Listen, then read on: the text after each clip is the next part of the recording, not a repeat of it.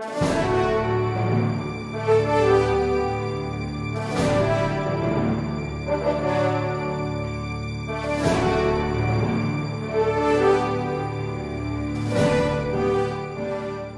kindly inform this Honorable Impeachment Court whether or not the parking slot is included in that deed of absolute sale which is presented.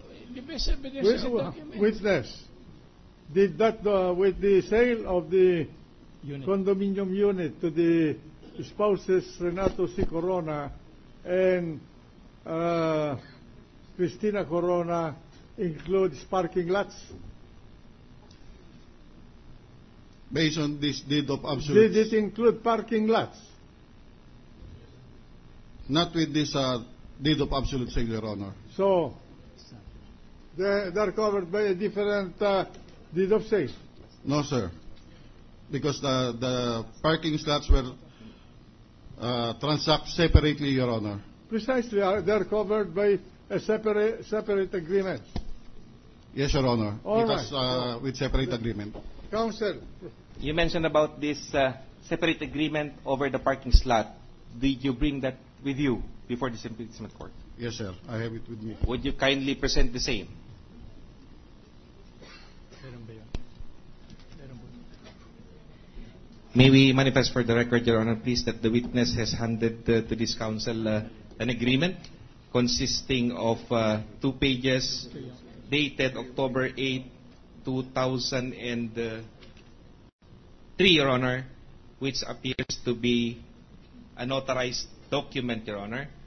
The same has been pre-marked in evidence as Exhibit Quadruple P for the prosecution, Your Honor. May we request the good counsel for the defense to stipulate whether or not the pre-marked photocopy is the exact reproduction of the original, Your We Honor. admit, Your Honor, we have examined these Right. documents. admitted. That would be all, Your Honor, please.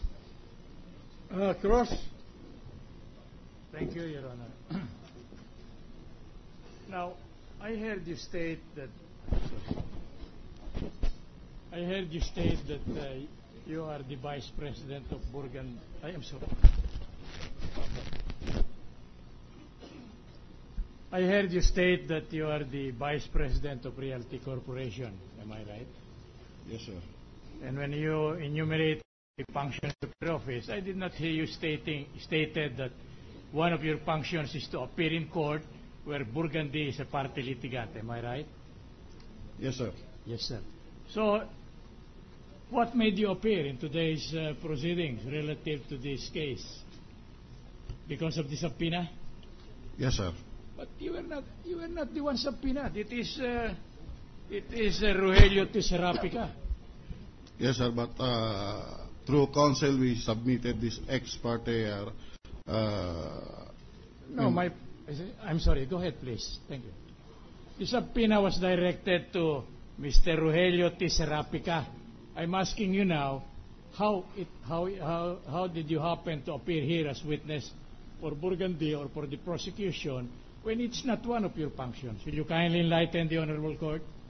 Because I was first, the company issued this or submit an ex parte motion for me to appear before this court. Second, it was my task and witness, were you authorized by your corporation to appear here? yes, Your Honor, Who authorized you? the president of the company, Who is the president? Rogelio T. Serapica. Did he write this authorization? We submitted an ex parte motion, Your No, Honor. did he write an authorization to make you appear here? Or did he say it orally? He mentioned it orally, verbally, and I believe he issued a document for me to attend before this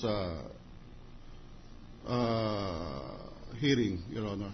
And you mentioned the ex parte motion. Were you mentioned in the ex parte motion, Mr. Serapica? Yes, Your Honor, we submitted an ex Were parte motion. you mentioned Tignan mo yun. in the ex parte motion of Mr. Serapika to appear here. Yes, Your Honor. In view of him. Yes, Your Honor. So, Defense Counsel, your witness. May I continue, Your Honor? I Well, proceed. continue. And the authorization to you per your alleged that alleged letter of Mr. Serapika came when? Only yesterday?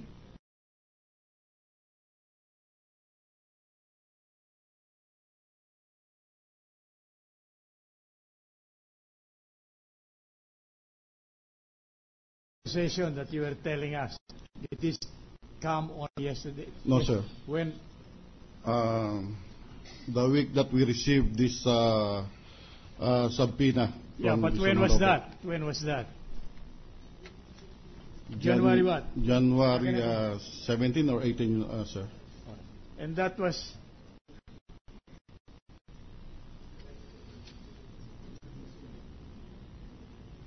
I noticed that you were referring to an urgent ex parte motion, manifestation and motion. Is this the document you are referring to? One of the document, I believe I have this board resolution, Your sir.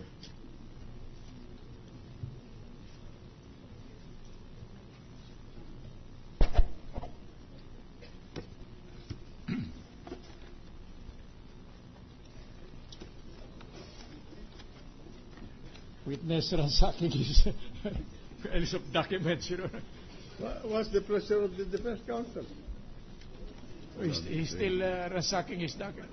He said he was empowered by a power of attorney or resolution, Your Honor. He's looking for it. You may have left it in your office. It's not there? It's not there. It's not here, All right. sir.